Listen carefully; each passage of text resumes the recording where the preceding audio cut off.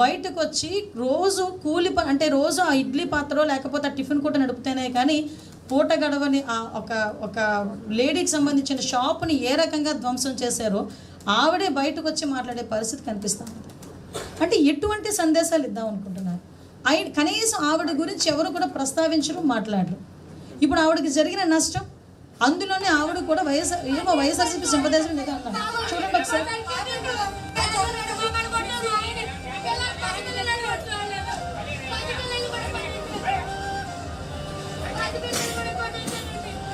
ఆవిడ బతుకెంతండి పాపం.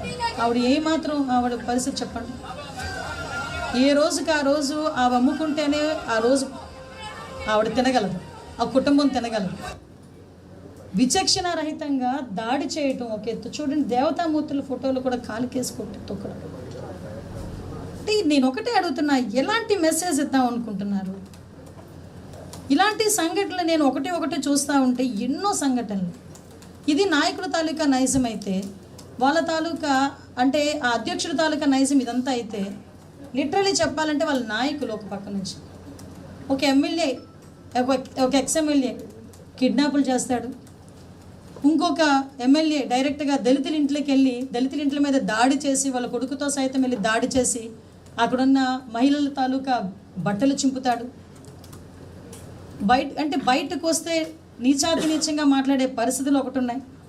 కొంతమంది అయితే మీకు తెలుసు కల్తీ మద్యం కేసులో కొంతమంది నిందితులు ఉన్నారు.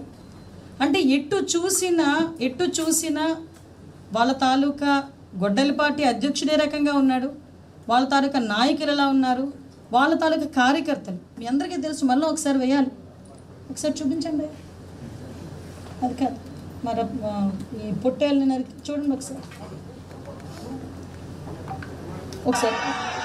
ఏం జరుగుతుందండి? షర్టులు ఇప్పడం, తాగటం.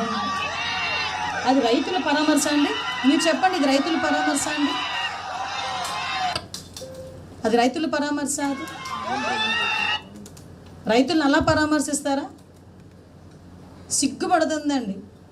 దేశం మొత్తం ఇటువంటి సంఘటనలు చూస్తే ఆంధ్రప్రదేశ్ మీద ఒక ఒపీనియన్ ఉంది. గౌరవ ముఖ్యమంత్రిగా చంద్రబాబు నాయుడు గారు వచ్చిన తర్వాత ఈ పరిశ్రమలు వస్తున్నాయి, పెట్టుబడులు వస్తున్నాయి. ఈరోజు ఆ లా అండ్ ఆర్డర్ విషయంలోని కూడా మేమందరం కూడా ఎంత స్ట్రిక్ట్గా ఉన్నామో మీ అందరికీ కూడా తెలుసు.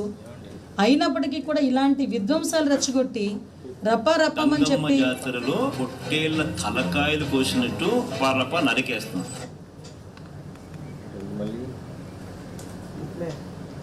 ఒకడేమో బయటకు వస్తాడు, బొట్టన వేలు రక్తం కోసుకుంటాడు, జగన్మోహన్ రెడ్డి ఫోటోకి గొడ్డలిపాటి అధ్యక్షుడి ఫోటోకి బొట్లు పెడతాడు. ఇంకొకడు వస్తాడు, పెద్ద కేక్ పెడతాడు పుట్టినరోజు అని. మామూలు కత్తులు, ప్లాస్టిక్ కత్తులు పనికిరావు వాళ్ళకి, పెద్ద తల్వార్లు కావాలి. ఆ తల్వార్లతో గుచ్చుతారు, కట్ చేస్తారు. ఇంకా వాళ్ళకి ఆశ తీరినట్టుగా పొట్టేళ్ళని అక్కడే నరుకుతారు. ఆ రక్తం తీసుకెళ్ళి ఫ్లెక్సీల మీద వేస్తారు. ఫ్లెక్సీలు ఏమో రెచ్చగొట్టే దూరంలో ఫ్లెక్సీలు పెడతారు. ఆ నీచంగా మాట్లాడటం. నేనేమంటానంటే ఈరోజు ఆంధ్రప్రదేశ్ పరిస్థితి, ఈరోజు నిజంగా చెప్తున్నానండి, లాస్ట్ 19 to 24 ఇక్కడ ఒక కథ చెప్పాలండి. మీ అందరికీ తెలిసిన కథే, కాకపోతే గుర్తు చేయాలని చెప్తున్నాను. మీకు పురాణాల్లో భస్మాసురుడు తెలుసు. భస్మాసురుడు చాలా నిబద్ధతతో, చాలా అంకుటితమైన దీక్షతో తపస్సు చేస్తాడు. దేనికి తపస్సు చేస్తాడంటే శివుడు ప్రత్యక్షం అవ్వాలి, నాకు మంచి వరం ఇవ్వాలి అని కోరుకుంటాడు.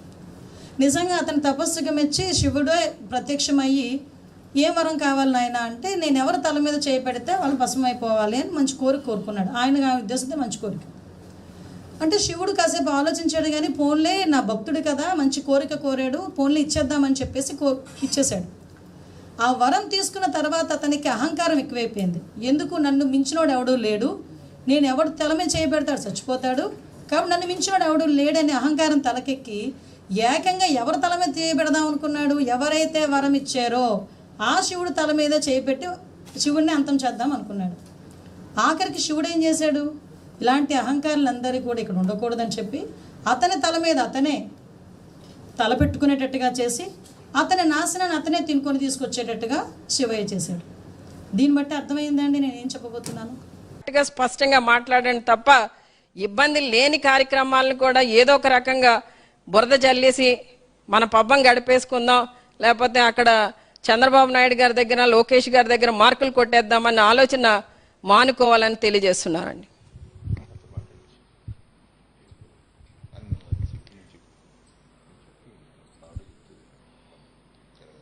లక్ష్మి గారండి, దేవరపల్లి గ్రామంలో ఉన్న దుకాణం ఏదైతే ధ్వంసమైందని నిన్నటి నుండి ఈటీవీలోనూ మహా టీవీలోనూ ఏదో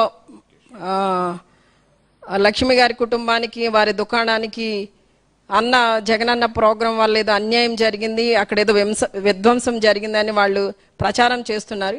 వారి మాటల్లోనే మనం విందామండి. అక్కడ మాకు అన్యాయం ఏం జరగలేదండి. ఈ ప్రోగ్రాం వల్ల మాకు వచ్చింది ఏమి లేదు. ఏదంటే వాళ్ళ తొడతొక్కుల్లో వాళ్ళు లోపలికి వచ్చేసారు. అది ఫోటోలు దిగాలన్న ఇదితో వచ్చేసారు. అక్కడ దేవుడి ఫోటోలు ఉన్నాయి కింద పడిపోయి, వాళ్ళు చూసుకోలేదు, మేము చూసుకోలేదు. తర్వాత చూసుకున్నాం మేము. కానీ కావాలని పాడేశారని అంటున్నారు. ఎవరో ఒకళ్ళు వస్తున్నారు సార్, ఆ ఎమ్మెల్యే గారు వస్తున్నారు అంటున్నారు, ఇంకెవరు వస్తున్నారు, ఈ ఫోటోలు ఎలా బండి అంటున్నారు, మీకు ఏం జరిగింది, మీకు ఏం పగిలినాయి వేయి చూపించండి, మీకు నష్టపరిహారం ఇప్పిస్తాం అంటున్నారు. తర్వాత ఏమో పొద్దున్న ఎంఆర్ఓ గారు వచ్చారు, మీరు కలెక్టర్ ఆఫీస్కి రావాలి, కలెక్టర్ అమ్మగారు మిమ్మల్ని తీసుకురమ్మన్నారు, కారు పంపిస్తున్నారు, మీరు రెడీగా ఉండండి అని చెప్పారు. మాకు భయం వేసింది. మాకు జగన్ గారు ఇళ్ల స్థలాలు ఇచ్చారు, మా పిల్లలకు డబ్బులు ఇచ్చారు, మాకు అన్నీ ఇచ్చారు. మాకు మేము దేవుడు అని చెప్పుకున్నాం, మేము మాకు ఆయన చేశారు కాబట్టి అంతేనే కానీ ఇంకో విధంగా అయితే కాదు. ఆయన మీద బురద జిమ్మాలని కాదు, మేమైతే ఆయన వల్ల లబ్ధి పొందామండి మేము. అది దుర్గారావు గారికి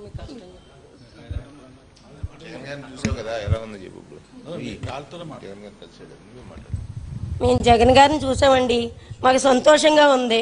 మాకు ఈ కష్టాలని మేమేం అనుకోలేదు అసలు, కానీ వాళ్ళే పుట్టగించుకున్నారు. అలాగా మాకే నష్టం జరగలేదు. మేము జగన్ గారిని చూడలేదని నిన్న బాధపడ్డాం, ఇవాళ చూసామని మా కుటుంబం అంతా మేము ఆనందపడుతున్నాం. మాకు ఏ నష్టం జరగలేదు, మాకు న్యాయమే జరిగింది ఆయన వల్ల. మాకు 2 ఇళ్ల స్థలాలు వచ్చినాయండి, అన్నీ బాగున్నాయి. కానీ ఇప్పుడు మా ఇల్లు తీసేస్తామంటున్నారు. మేమేదో రోడ్డు పక్కన చిన్న ఇల్లు వేసుకుని ఉన్నాం. జగన్ గారు ఇచ్చిన స్థలాల్లో ఇంకా కట్టుకోలేకపోయాం, కట్టుకుంటాం. కానీ ఆ పక్కనున్న ఇల్లు కూడా తీసేస్తామంటున్నారు. నాకు 3 ఆడపిల్లలండి, ఆ పిల్లలతో నేను ఎక్కడికి వెళ్తానండి? చిన్న చిన్న పిల్లలు మాకు. మీరే నన్ను న్యాయం చేయండి అంతే. ఏంటండి? అవునండి,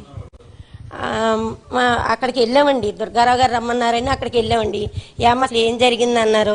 ఇలా పోనీ మరి అమ్మ మీరు ఇక్కడ ఎలా జరిగితే మీరు ఇక్కడ చెప్పుకుందా, మరి జగన్ గారు దేవుడని అదని ఇదని ఎందుకు అంటున్నారన్న. ఆయన వల్ల మేము లాభం పొందాం కాబట్టి జగన్ గారి గురించి ఇలా చెప్తున్నాం. ఏం మాట్లాడాలని నాకు తెలియదు, మేము ఆయన అందరిని బాగుపడ్డాం కాబట్టి మాకు మంచి జరిగిందని చెప్పామండి. మరి ఎమ్మెల్యే గారు వస్తానన్నారు, మీకు అన్ని చూసి ఇస్తానన్నారు కదా అన్నారు. మాకు ఎవరై మాకు వద్దండి, మాకు ఎవరై మాకు అవసరం లేదు, మా ఏం పోలేదని చెప్పానండి. పొద్దున్నే వచ్చి ఎంఆర్ఓ గారు వచ్చారండి, కలెక్టర్ అమ్మగారు తీసుకురమ్మన్నారు మిమ్మల్ని, అక్కడికి రండి, కారు పంపిస్తానన్నారు, 8 రెడీ అయ్యి రండి, మీ ఆయన గారు మీరని అన్నారు. నేనేం మాట్లాడలేదు. దుర్గారావు గారి దగ్గరికి వచ్చి ఇలాగని చెప్పాను. అదే అంటే రమ్మను ఊరు తిరుగుతుంది.